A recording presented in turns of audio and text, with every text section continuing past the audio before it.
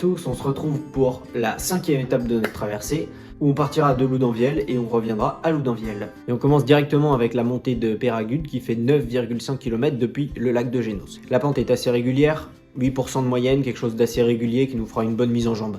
Ces 10 dernières années, le Tour de France y est passé 4 fois avec 3 arrivées au sommet.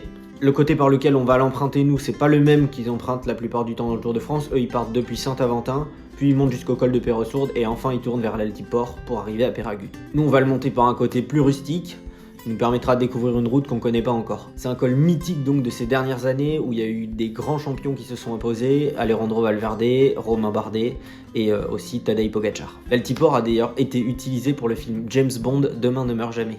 On descendra le col d'abord vers Perresourde, puis ensuite on suivra le ruisseau de Baillet pour retourner jusqu'au lac. Là on fera un peu le tour du lac et puis on ira jusqu'à la montée de Val-Louron-Azé. C'est une montée qui est plus exigeante, surtout la première partie avec des passages à plus de 10%.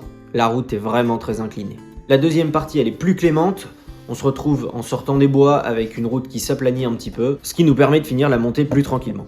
Le col de Val-Louron-Azé, lui, il est moins utilisé par le Tour de France, en tout cas pas pour des arrivées au sommet. La plupart du temps il sert de rampe, de lancement pour des attaques ou pour fatiguer aussi bien le peloton.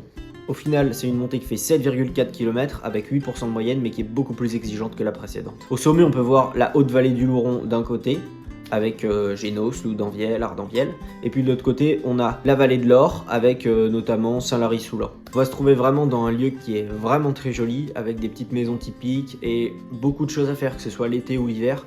Vous pouvez venir faire du ski, de la rando, du vélo. On vous invite vraiment à y aller si vous n'êtes jamais allé parce qu'il faut vraiment découvrir ce petit coin de France. Au final, on reste dans la même vallée avec les mêmes conditions climatiques.